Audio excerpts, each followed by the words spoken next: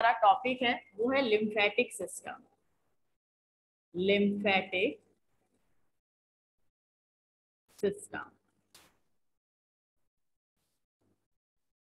ठीक है। ये जो लिम्फेटिक सिस्टम है वास्तव में आपका जो ब्लड वेस्कुलर सिस्टम है, ठीक है। अभी पढ़ लीजिए, बाद में सनी आप अपना क्वेश्चन पूछ लीजिएगा, ठीक। तो जो लिम्फेटिक सिस्टम है ये वास्तव में ब्लड वेस्कुलर सिस्टम का ही एक पार्ट है।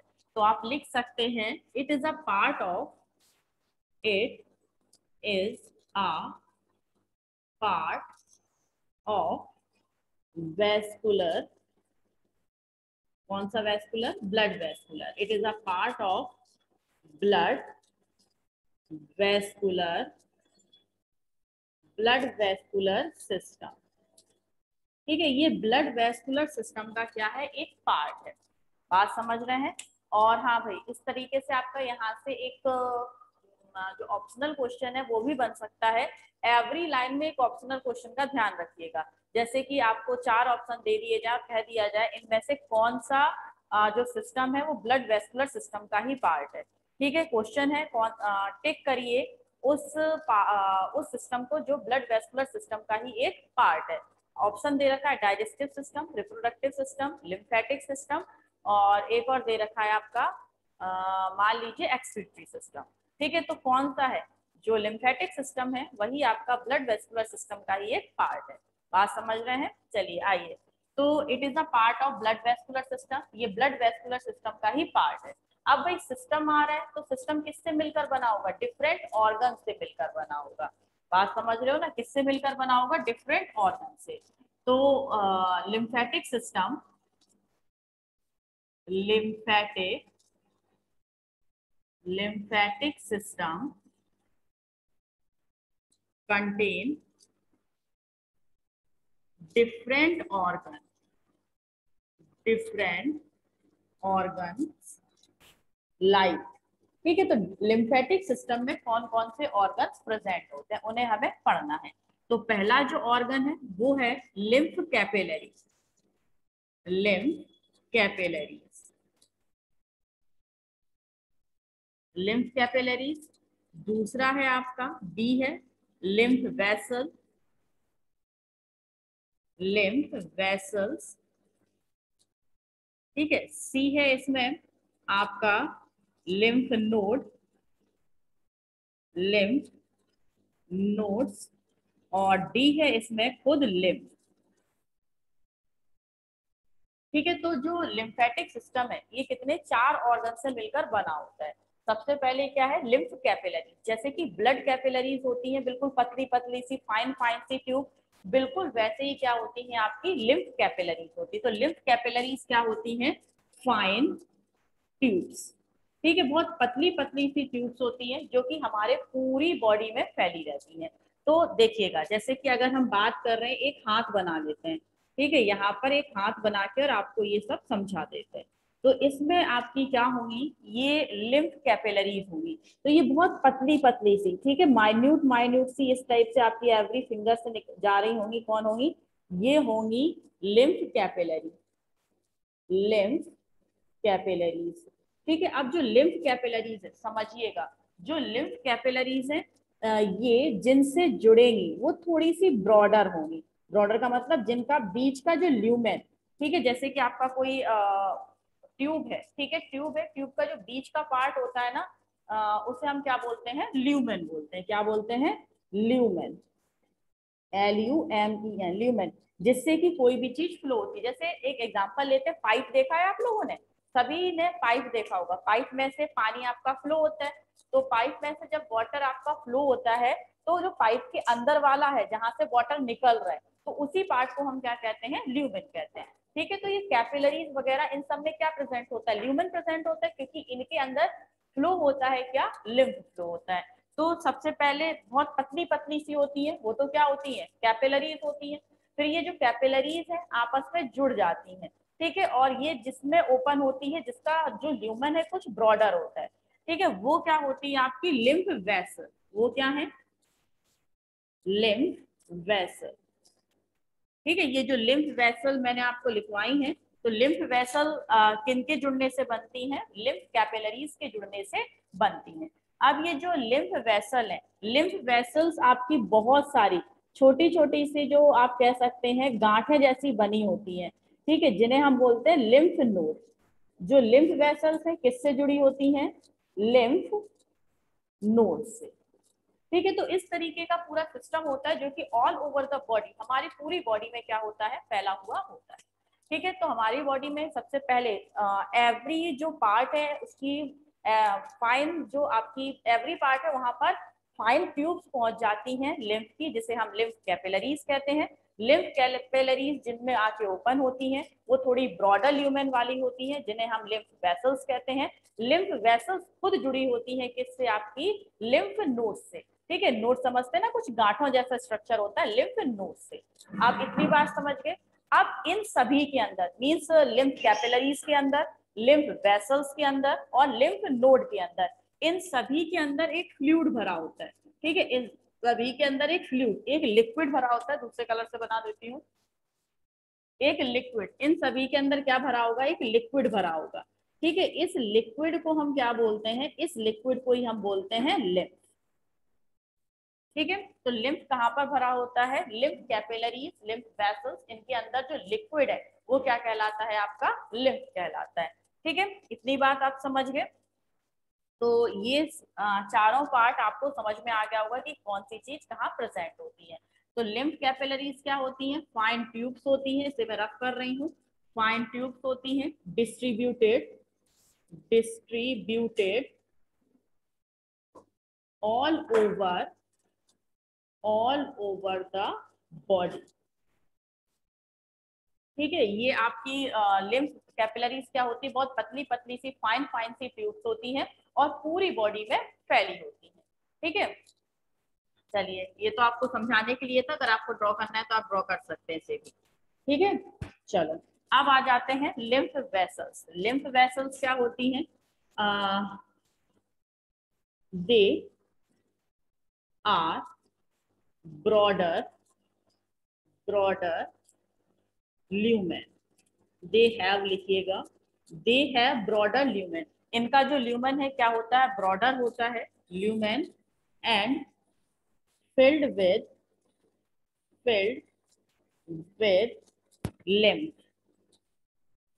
ठीक है, ये अंडरस्टूड है कि इन तीनों के अंदर, ठीक है, लिम्फ सभी के अंदर आपका भरा रहेगा। ये अंडरस्टूड है, अगर मैंने कहीं नहीं लिखा है, जैसे कैपिलरीज में नहीं लिखा है, तो ये मत समझिएगा कि कैपिलरीज के अंदर कुछ नहीं होगा। कैपिलरीज के अंदर भी क्या होगा? आपका लिम्फ होगा। ठीक है, इनके अंदर भी क्या होगा? लिम्फ होगा। तो दे है ब्रॉडर ल्यूमेन, इनका जो चौड़ा सा ल्यूमेन होता है, और साथ के साथ इसमें फिल रहता है। क्या फिल रहता है? लिम्फ फिल रहता है। ठीक है, अब आते हैं लिम्फ नोड्स पर। लिम्फ नोड्स क्या है? दे connect to lymph vessels। ठीक है, ये जो लिम्फ नोड है ये किससे कनेक्ट होती हैं? लिम्फ वेसल से कनेक्ट होती हैं। याद आ रहा है ना, अभी एक डायग्राम मैंने हाथ का बनाया था। तो लिम्फ नोड्स किससे कनेक्ट रहती हैं? लिम्फ वेसल से कनेक्ट रहती हैं। ठीक है, और इनके अंदर जो लिम्फ प्रेजेंट होता है, भाई लिम्फ सबके अंदर प्रेजेंट है, इनके अंदर भी एक लिम्फ प्रेजेंट होता है, और वो लिम्फ एक स्पेसिफिक टाइप के सेल्स का फॉर्मेशन करता है। ठीक है, मैं लिखे दे रही हूँ यहाँ पर, एक मिनट मार्कर उठा लूँ काम। देखिए, इनमें आपका स्पेशल टाइप का लिम्फ होता है। इन nodes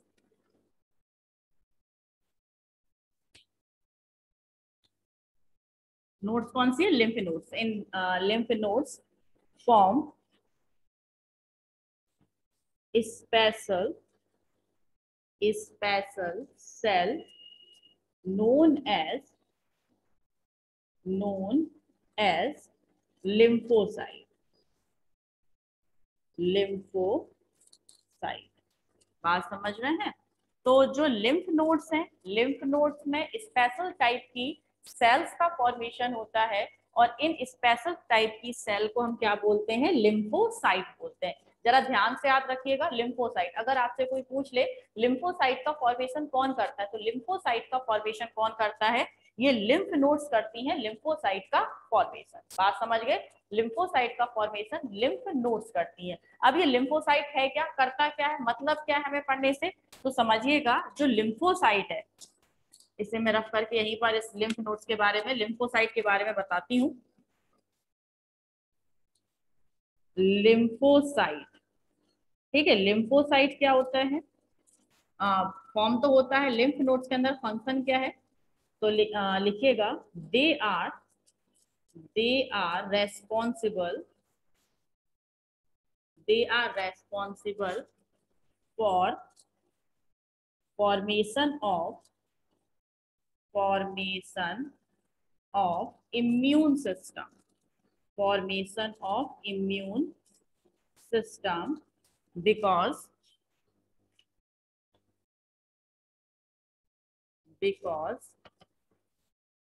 they have capacity to destroy microorganisms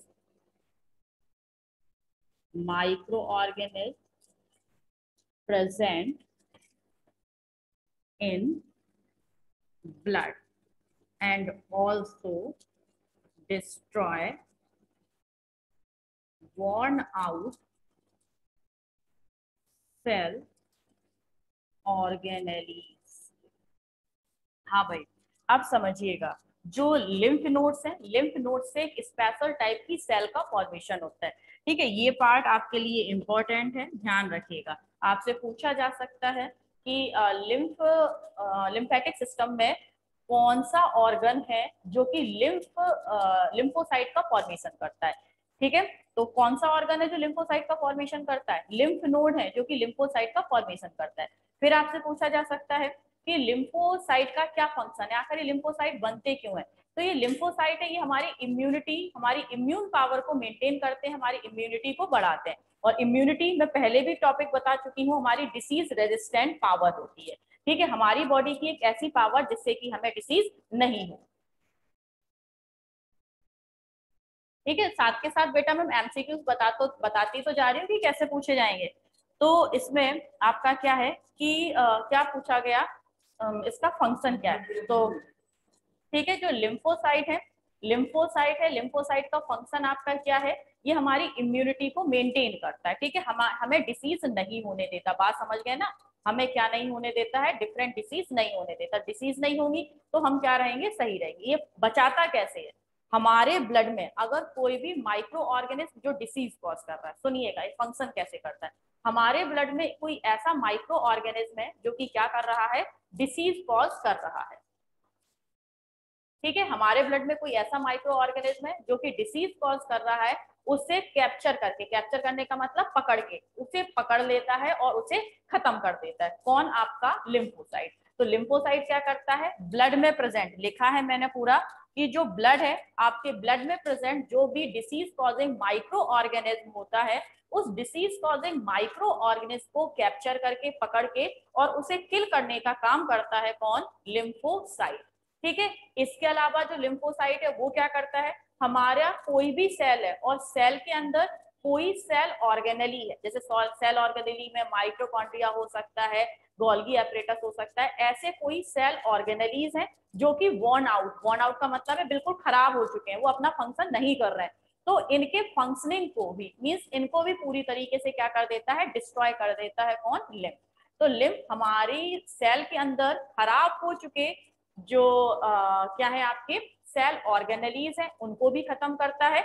साथ के साथ हमारे ब्लड के अंदर अगर कोई माइक्रो ऑर्गेनिज्म एंटर कर जाता है तो उसे भी किल करने का काम करता है कौन, लिम्फ। ठीक है, चलिए, तो इसको आप स्क्रीनशॉट ले लीजिएगा। और एक बात और बता दूं, चिंता मत करिएगा, इससे जितने भी टाइप के आपके एमसीक्यूज बनेंगे उसकी प्रिंटेड सीट में आपको दूंगी। ठीक है, बता दूंगी जब चैप्टर खत्म हो जाएगा कि भाई आ जाइए, ले जाइए अपनी प्रिंटेड सीट, तो कोचिंग से आके अपनी प्रिंटेड सीट ले जाना। ठीक है, तो एमसीक्यूज में मैं बना दूंगी और आप उसे बैठ के घर में सॉल्व कर लीजिएगा। स्क्रीनशॉट ले लीजिए तब तक।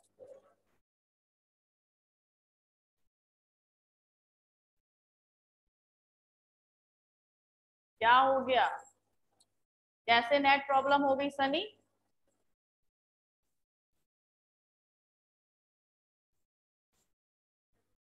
नहीं नहीं, सनी की नेट, सनी छत पे जाके पढ़ाई कर ले बेटा, ठीक है, लेकिन लीव नहीं करना है, वरना जो कुछ एक आधा शब्द भी समझ नहीं आएगा।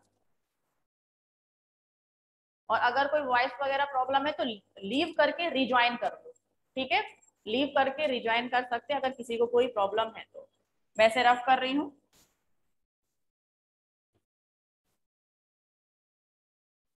तो ये था बेटा आपका लिम्फेटिक सिस्टम। अब लिम्फेटिक सिस्टम में इसका डी पार्ट रह गया था लिम्फ। कौन सा रह गया था? लिम्फ।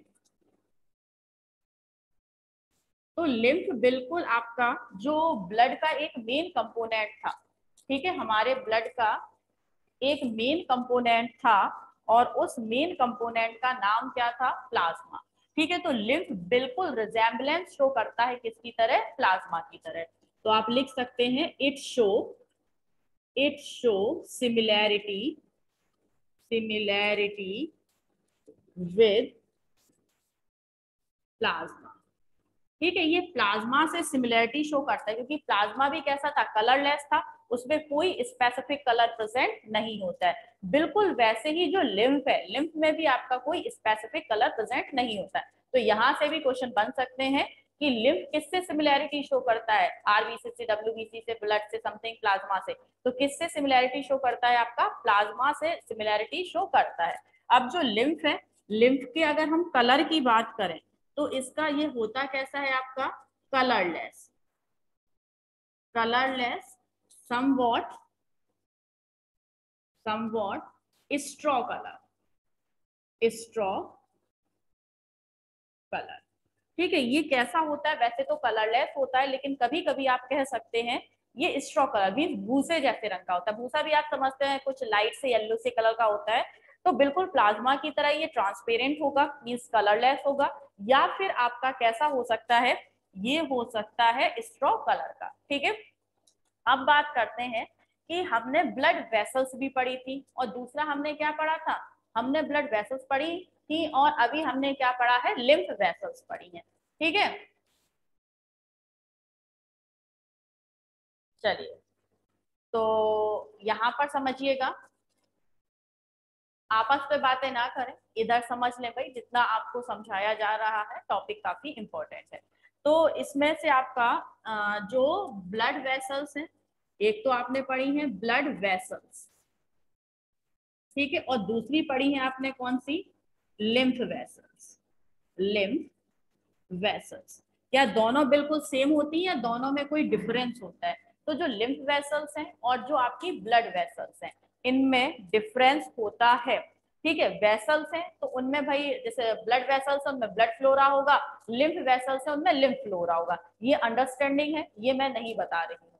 ठीक है, अब चलिए नेक्स्ट आइएगा।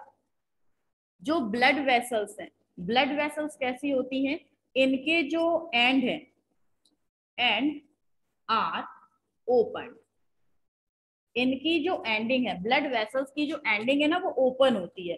ओपन का मतलब भाई इसमें ब्लड फ्लो हो रहा है, ये ब्लड वेसल बना दी, इसमें ब्लड फ्लो हो रहा है, और ये क्या है? आपकी पूरी बॉडी में लगातार कैसा होता जा रहा है? सर्कुलेट होता जा रहा है। तो क्या लिम्फ वेसल्स है वो भी ओपन होती हैं? नहीं, नहीं होती, इस बात का ध्यान रखिएगा। ठीक है, एंड आर क्लोज्ड। ठीक है, इसके जो एंड है वो क्लोज होते हैं, इस टाइप के क्लोज होते हैं इसके एंड। यहां से आ तो गए, लेकिन दूसरी साइड में आपका नहीं जाएगा। बात समझ गए? तो जो लिम्फ वेसल्स हैं, लिम्फ वेसल्स के जो एंड है वो कैसे होते हैं? क्लोज होते हैं, जबकि ब्लड वेसल्स के जो एंड है वो पूरी तरीके से ओपन होते हैं। पहली बात समझ गए। दूसरा पॉइंट यहां पर समझिएगा, जो आपकी ब्लड वेसल्स हैं, ब्लड वेसल्स में स्मॉल पोर्स होते हैं। ठीक है, ये आपके कैसे होते हैं? Very small pores present in blood vessel, blood vessels. जैसे ये आपका ब्लड वेसल है, ठीक है, जैसे मैं आपको ये बनाए दे रही हूँ, ये आपकी कोई ब्लड वेसल है। अब इस ब्लड वेसल में पतले पतले से माइन्यूट माइन्यूट से क्या होते हैं? पोर्स होते हैं। ठीक है, जिससे कि कुछ चीजें आपकी सेल से और ब्लड के अंदर और ब्लड से और सेल के बाहर क्या जा कर सकती हैं, ट्रांसफर हो सकती हैं। तो बहुत छोटे माइन्यूट पोर्स प्रेजेंट होते हैं किसके अंदर, ब्लड वेसल्स के अंदर। जबकि इनकी बात करें, इनमें ऐसा क्या होता है, लार्ज, लार्ज का मतलब है in compare to blood vessels, large pores present in lymph vessel, lymph vessels। ठीक है, लिम्फ वेसल्स में जो पोर्स हैं इसमें बहुत छोटे छोटे होते हैं, जबकि लिम्फ वेसल्स में जो पोर्स होंगे ना वो कुछ बड़े होंगे। ठीक है, इतने इतने बड़े होंगे, देख रहे हो कितने बड़े हैं, इतना साइज है। और इनमें कितना था, केवल इतना गैप था। तो जो लिम्फ वेसल्स हैं, लिम्फ वेसल्स में जो साइज है किसका, पोर्स का, वो पोर्स का साइज कैसा होता है, कुछ बड़ा होता है। तो लिम्फ वेसल्स में पोर साइज कैसा होता है, बड़ा होता है। इसका फायदा क्या हो जाता है, इसका फायदा होता है कि जो आपकी लार्जर प्रोटीन है, ये क्या है, लार्ज प्रोटीन, लार्ज प्रोटीन, ठीक है, जिसका ट्रांसपोर्टेशन ब्लड से नहीं हो पाएगा, क्योंकि भाई इतने बड़े बड़े से ये क्या है, आपकी प्रोटीन के मॉलिक्यूल हैं। ये बड़े बड़े से प्रोटीन के मॉलिक्यूल ब्लड के अंदर तो एंटर कर ही नहीं सकते, ब्लड वेसल के अंदर एंटर नहीं कर पाएंगे, क्योंकि ब्लड वेसल में क्या है, बहुत छोटे छोटे से माइन्यूट माइन्यूट से क्या है, पोर्स हैं। जबकि जो लिम्फ वेसल्स हैं, लिम्फ वेसल्स में पोर्स कैसे हैं, पोर साइज बड़ा है। तो लिम्फ वेसल का पोर साइज बड़ा होने के कारण इसमें इजिली जो लार्ज प्रोटीन मॉलिक्यूल है वो क्या कर जाते हैं, एंटर कर जाते हैं। तो लिम्फ से एक बात और अच्छी होती है, लिम्फ से लार्ज प्रोटीन मॉलिक्यूल का ट्रांसपोर्टेशन हो जाता है। अगर आपसे क्वेश्चन ऐसे पूछा जाए कि लार्ज प्रोटीन मॉलिक्यूल्स का ट्रांसपोर्टेशन हमारी बॉडी में करने के लिए कौन रेस्पॉन्सिबल होता है, तो कौन होता है, ब्लड होता है। आप जहां पर भी ट्रांसपोर्टेशन आता है आप तो बोल देंगे ब्लड होता है, लेकिन भाई आप भूल रहे हैं। ठीक है, आपकी भैंस पानी में चली जाएगी अगर आपने क्या लिख दिया वहां पर, ब्लड। ब्लड नहीं होता, लार्ज प्रोटीन मॉलिक्यूल के ट्रांसपोर्टेशन के लिए रेस्पॉन्सिबल होता है लिम्फ। बात समझ गए, लिम्फ रेस्पॉन्सिबल होता है लार्ज प्रोटीन मॉलिक्यूल के ट्रांसपोर्टेशन के लिए। डन है इतना, चलो भाई अब और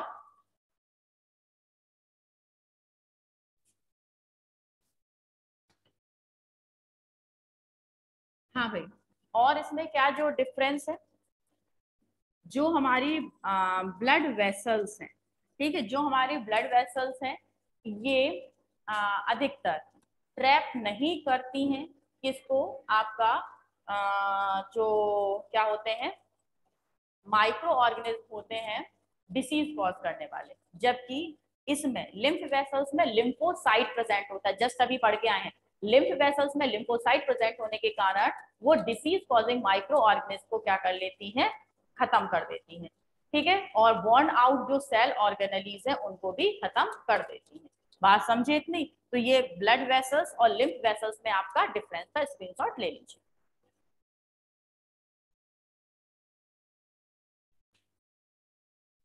हो गया,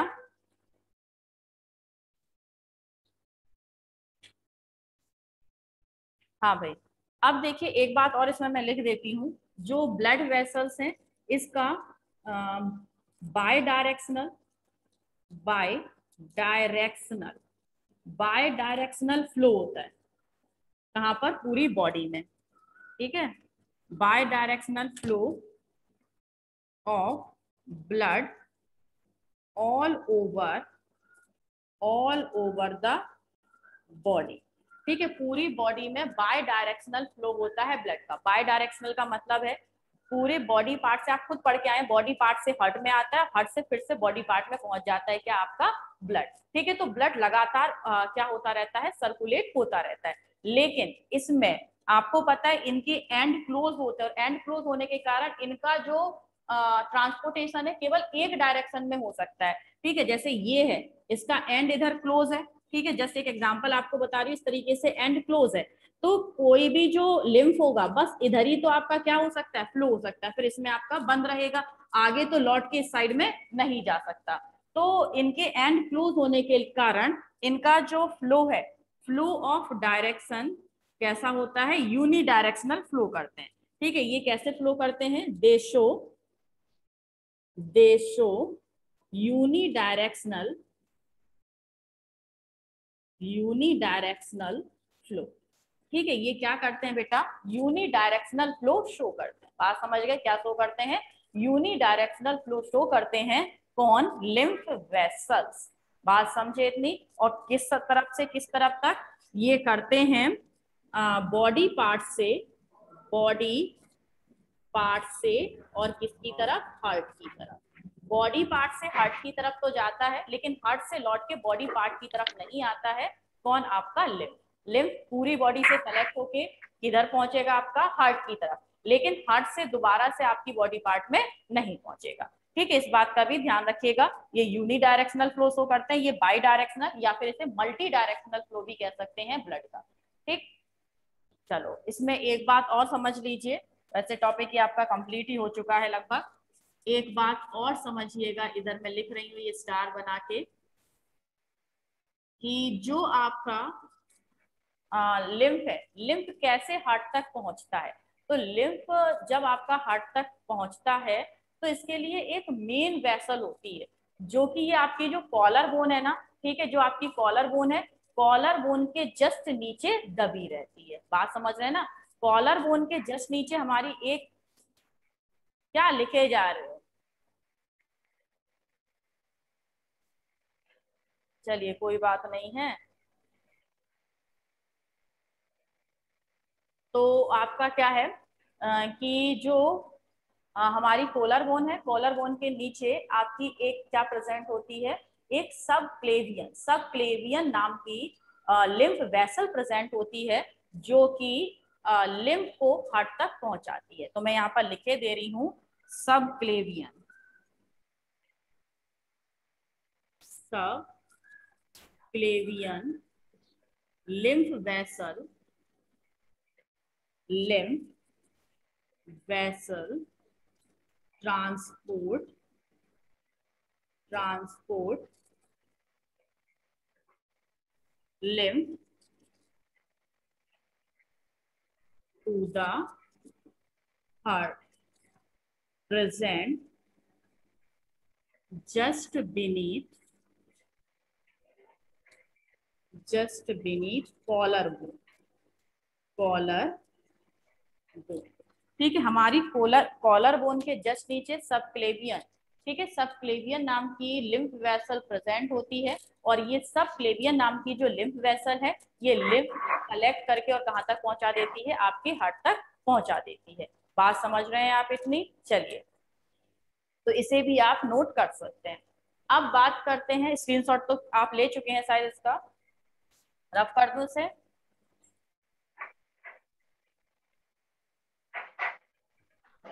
ये जिसका भी माइक ओपन है वो क्लोज करो वंस, बंद कर भाई से। हाँ भाई, अब बात करते हैं कि इस लिम्फ का क्या फंक्शन है। तो फंक्शन ऑफ लिम्फ प्रॉपर जल्दी से खत्म करते हैं, लास्ट टॉपिक इसका, फंक्शन ऑफ लिम्फ। लिम्फ का क्या फंक्शन होता है।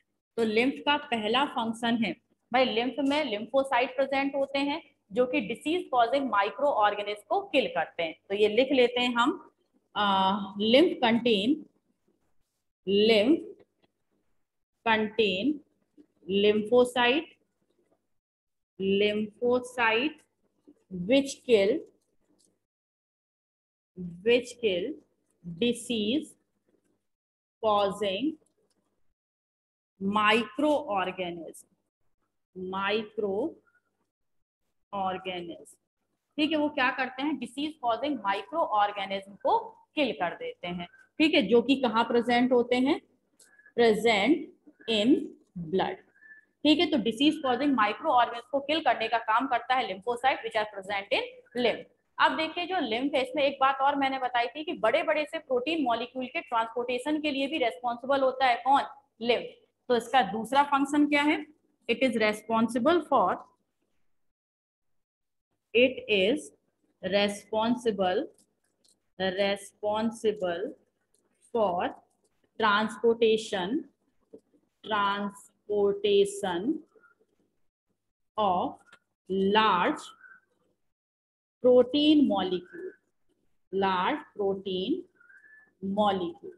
ठीक है, लार्ज प्रोटीन मॉलिक्यूल के ट्रांसपोर्टेशन के लिए भी रेस्पॉन्सिबल कौन होता है? लिम्फ ही रेस्पॉन्सिबल होता है। बात समझे इतना? और लिम्फ का क्या फंक्शन है? लिम्फ जो आपके वॉर्न आउट सेल ऑर्गेनेलीज है उन्हें भी क्या करता है? खत्म कर देता है। तो लिख सकते हैं it destroy worn out cell organelles।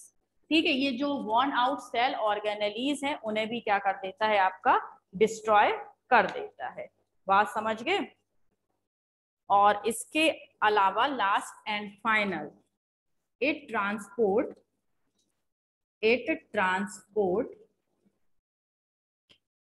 nutrients all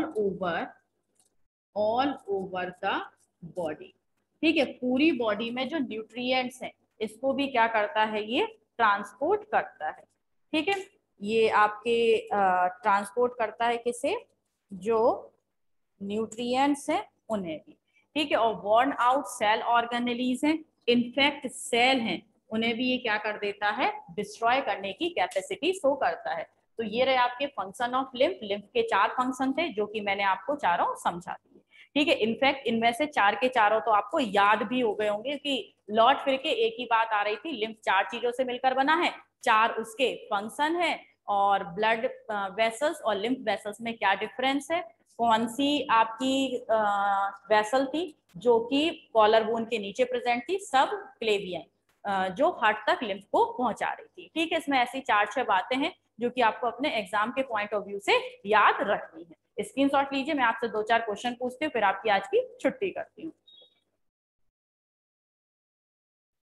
ठीक है, अब से नेक्स्ट से ग्रीन मार्कर से नहीं लिखूंगी। ये लिखा है it destroy worn out cell organelles और सेल।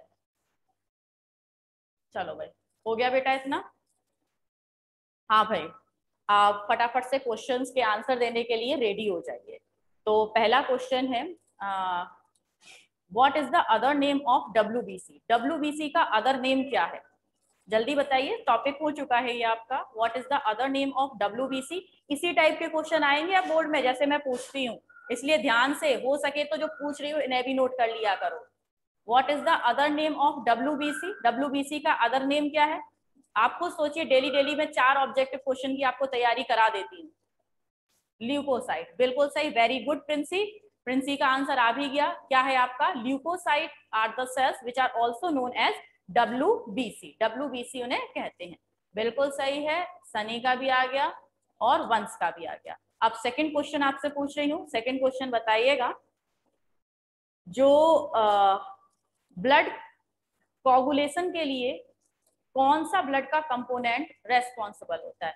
ब्लड के क्लॉट बनाने के लिए, ब्लड का जमने के लिए कौन सा कंपोनेंट है जो कि रेस्पॉन्सिबल होता है? विच component of blood is responsible for the blood clotting?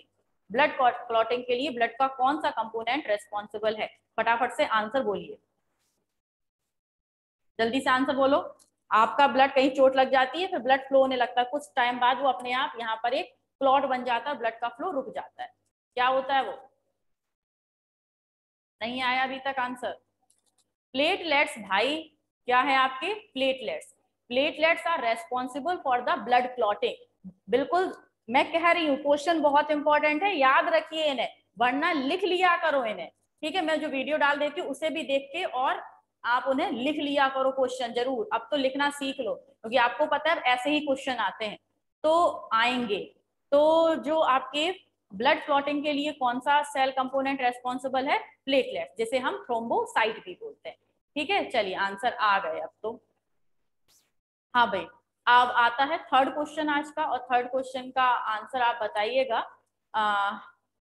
Human में किस टाइप का सर्कुलेटरी सिस्टम मिलता है?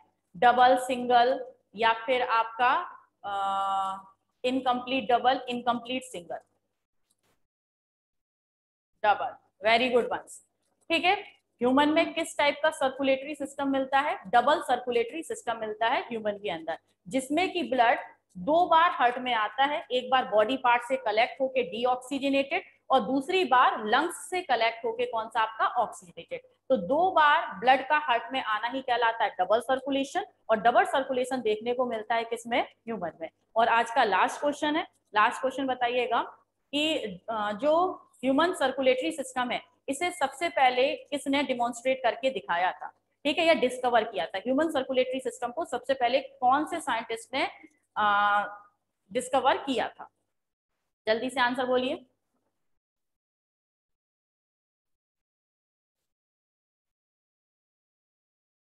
जल्दी से आंसर बोलो भाई, आंसर चैट टू एवरीवन में दिया करो, आपस में मत भेज लिया करो।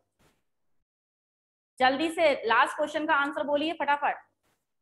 ब्लड वेस्कुलर सिस्टम कौन से साइंटिस्ट ने डिस्कवर किया था? नहीं पता आंसर? आंसर लिख लीजिए, विलियम हार्वे। ये भी मैं आपको बता चुकी हूँ, साइंटिस्ट का नाम है विलियम हार्वे। अब इन छोटी छोटी सी बातों को कॉपी में पेन डाउन करना सीख लो, ठीक है। जो साइंटिस्ट थे जिन्होंने सबसे पहले ब्लड वेस्कुलर सिस्टम बताया था कि ह्यूमन में किस टाइप से सर्कुलेशन होता है, वो है साइंटिस्ट आपके विलियम हार्वे, ठीक है। और अगर यहीं पर पूछ लिया जाए कि ब्लड ग्रुप किसने बताए थे, तो ब्लड ग्रुप बताए थे दूसरे साइंटिस्ट थे, कार्ल लैंडस्टीनर ने, ठीक है। ब्लड ग्रुप बताए थे कार्ल लैंडस्टीनर ने, और ब्लड वेस्कुलर सिस्टम बताया था विलियम हार्वे नाम के साइंटिस्ट ने, ठीक है। चलिए, तो आज का टॉपिक यहीं पर कंप्लीट, कल नए टॉपिक के साथ मिलेंगे आपसे 8 o'clock। तब तक के लिए जय Hind and good bye. Bye bye. हाँ भाई, जो मैंने कल एमसीक्यूज आपको भेजे थे बिल्कुल उन्हें नोटबुक में नोट कर लीजिएगा, या फिर आपको प्रिंट आउट निकलवाने हैं तो प्रिंट आउट भी निकलवा लीजिए, ठीक है। बात समझ रहे हैं ना इतनी? और इस चैप्टर के पूरे जो एमसीक्यूज होंगे वो मैं प्रिंट आउट दूंगी आपको, तो वो आप कोचिंग से कलेक्ट कर लीजिएगा जब ये चैप्टर कंप्लीट हो जाए। चलो बाय बाय।